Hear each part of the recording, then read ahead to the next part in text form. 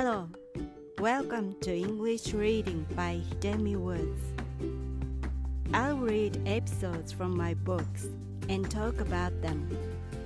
I hope you enjoy the show with me.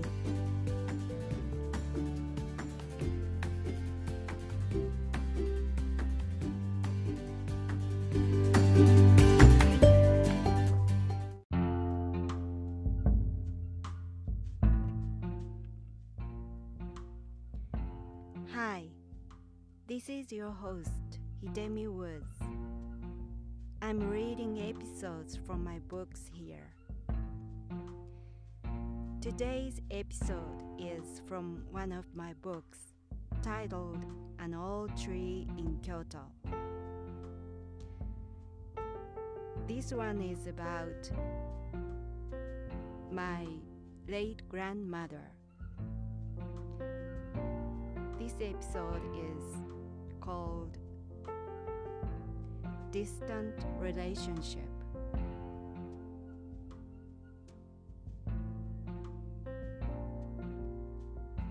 Distant relationship. In place of my parents who were busy working out in the field as farmers from dawn till late night, I was raised by my grandmother. Although I spent most of the time at home with her, we had a quite distant relationship. She was rigid and quiet, and I had felt tense all the time.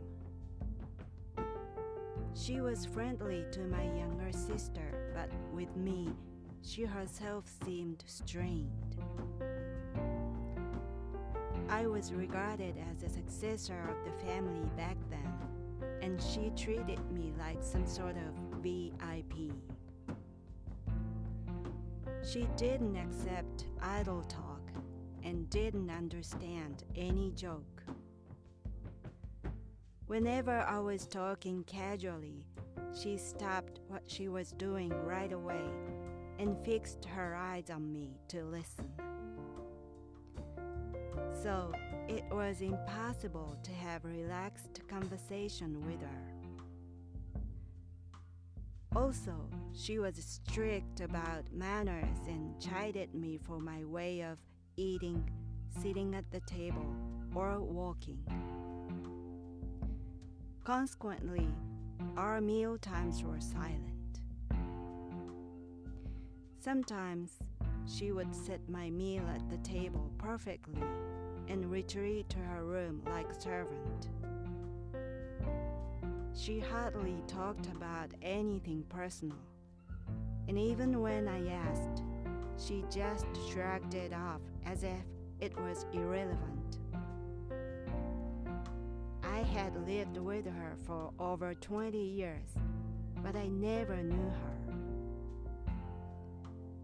3 years have passed since she passed away, and she still remains as a mystery to me.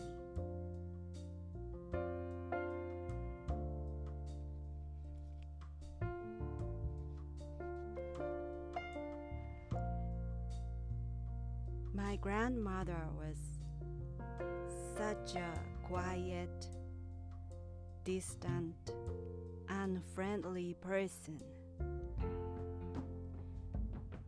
She was strict, rigid, and reserved. She felt so distant to me, although I stayed with her every day, almost all the time.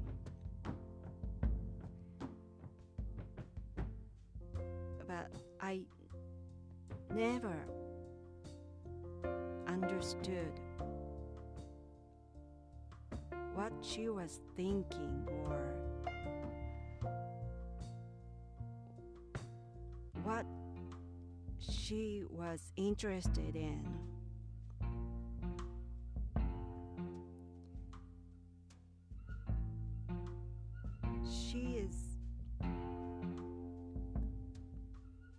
She was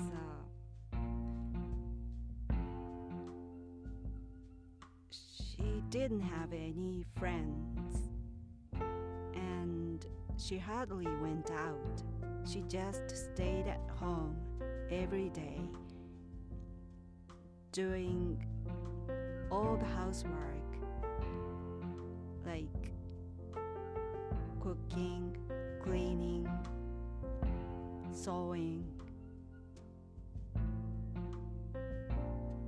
and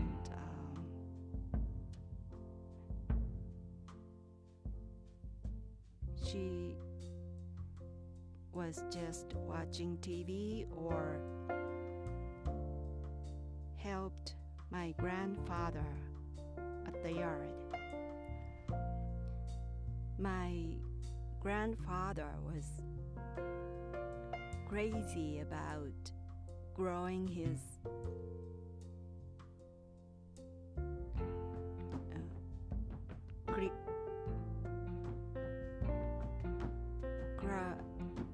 what is called chrysanthemums, flowers, and he grew them, lots of them, all over the front yard of our house, and she helped him.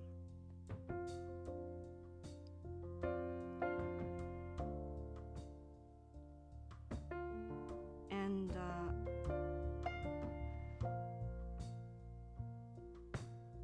so just to me, she looked like a servant of my house, or some sort of butler for me.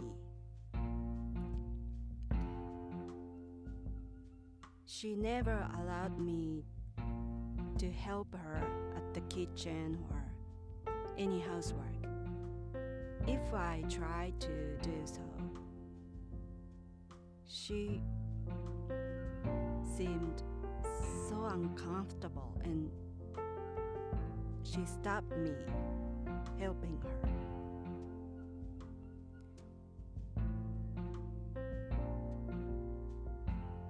When she caught me by chance doing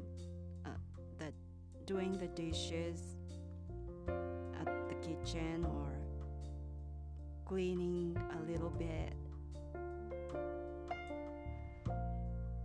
she instantly got sullen and she became in a bad mood and told me to stop. She didn't like to see me doing those housework. And on the other hand, she let my younger sister help her. She was a little bit more friendly to her, but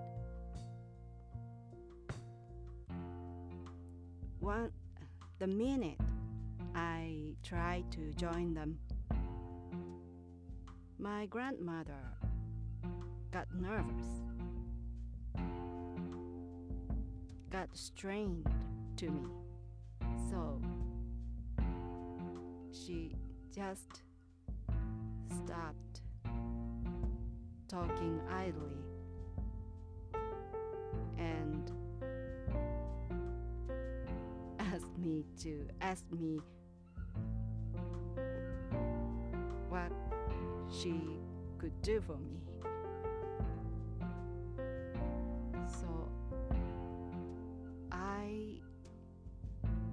perhaps I had never had a friendly talk with her for over 20 years when I lived with her.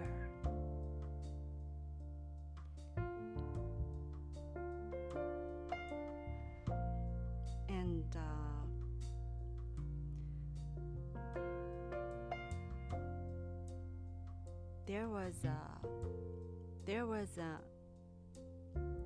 Buddhist event one day at the local temple near my house during the summer break, and for that event, grandmothers of all the families in my small hamlet gathered at the temple with their grandchildren. And my grandmother took me there, and that was a special Buddhist event, and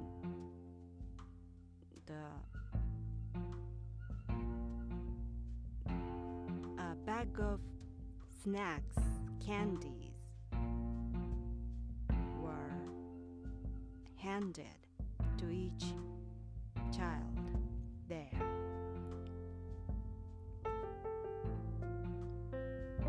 And I was talking with other neighbor friends, and my grandmother was talking, no, rather just listening to other grandmothers talking friendly in the different room. And children were talking and playing, and at some point we started to play with a bag of snacks. We began to put a bag on head and walking around the room in a circle, and trying not to drop the bag from our head, and it was fun, and we were laughing and walking and with a bag of snacks on our heads, and then someone opened the Japanese door that connected to the next room where grandmothers were gathering. And my grandmother happened to see me playing with other kids, stupidly, with a bag on my head. And as soon as she saw me playing like that, she called out my name and beckoned me to her room. And I went to her, and she scolded me so hard. She said she was like in a shock. She was shocked to see me playing like that, being a fool with other kids. And she asked me why I was doing such a stupid thing. And I answered, I was just playing with other kids. They are also doing the same thing. And she said they were allowed to do those things, but you aren't. You can't play like that. Don't ever do that. And I didn't understand what she was talking about. So I asked her, why not?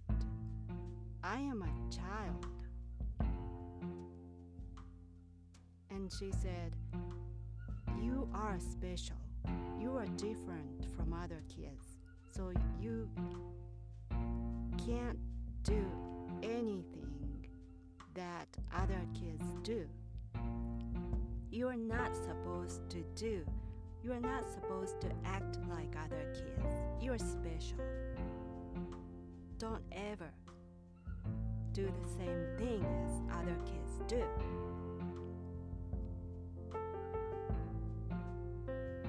And she really instructed me to be different from other kids.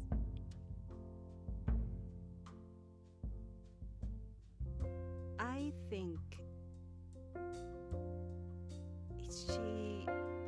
she regarded our family as a sort of high status of a family,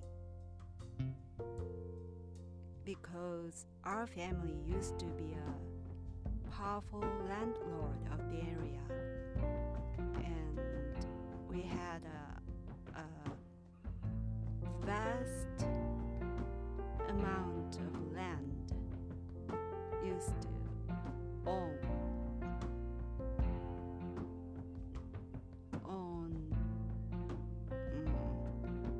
almost all the land of that area, and we had gotten fallen over the years, over the generations. But she still clung to that status or family history, and she believed our family was a good lineage, and our family was sort of higher than other neighborhood old families. So she thought our family itself was different from others, supposed to be different from others. And especially since I was regarded as a next successor of the family, she just taught me kingcraft to reign the family.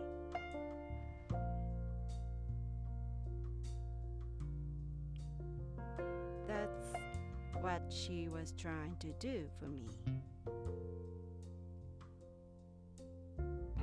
And she strongly taught me to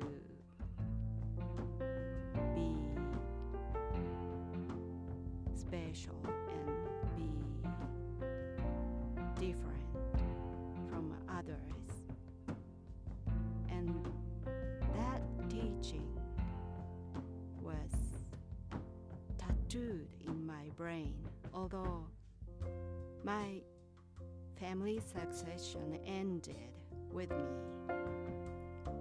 and there was no house or family remained. I had nothing to succeed anymore. But my grandmother's teaching remained so firmly in my brain. And to be honest, it didn't any good to me, because it's useless now that there was nothing to succeed our family was cut off. So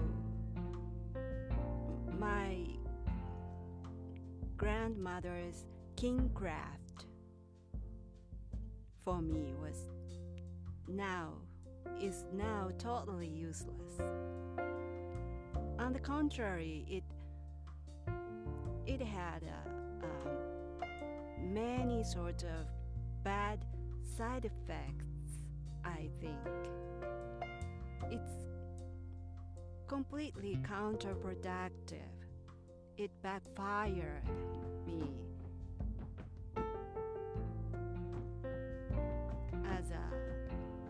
as a grown-up, because I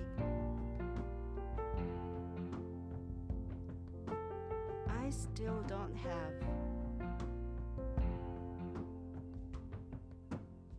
any friend, and it's because I still tend to think I'm different from others, and I still try not to do what others do.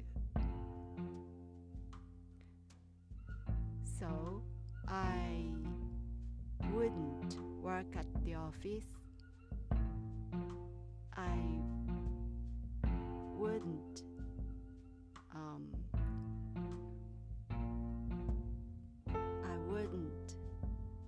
get married or have children myself, or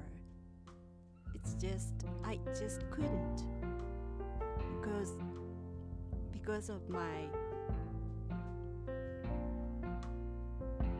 probably because of my grandmother's teaching. And I still unconsciously try to be different. So it totally backfires.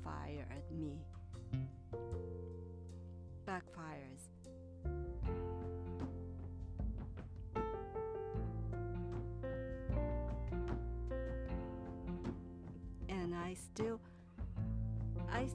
vividly remember when I was a child, and when I lived in that small hamlet in my old house.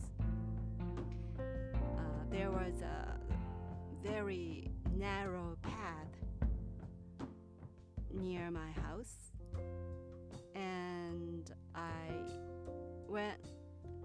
once I was passing through, two elderly women were walking toward me. And ordinarily, we were passing each other in the middle of the path. But as soon as two women recognized who I was, they jumped with a surprise and just stopped walking and they let me pass by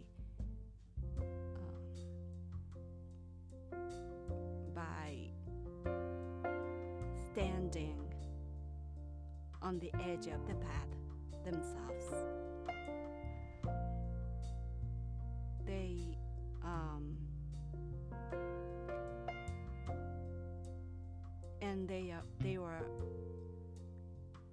They were just standing on the edge of the path, bowing to me while I was passing beside them. So it seemed they remembered how powerful our family once was, and she recognized me as a successor of that family, so they couldn't pass me by. They just had to. They thought they had to keep themselves aside just to let me pass.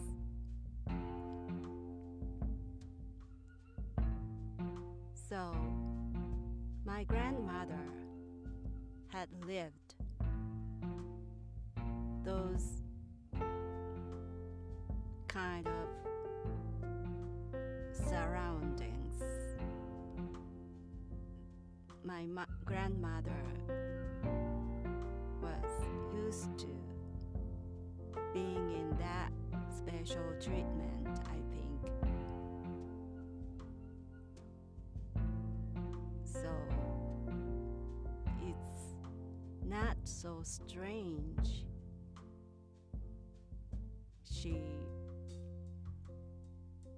She believed I should be different. I should not do what others do. And it has paid me strangely.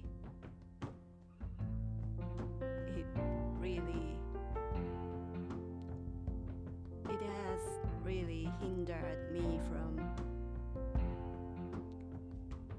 being ordinary.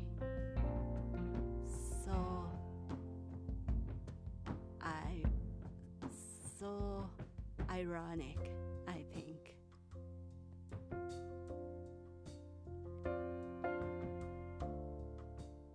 Well, thanks for joining me again. I hope you come back soon. I'm Hidemi Woods. Until next time, take care and be well.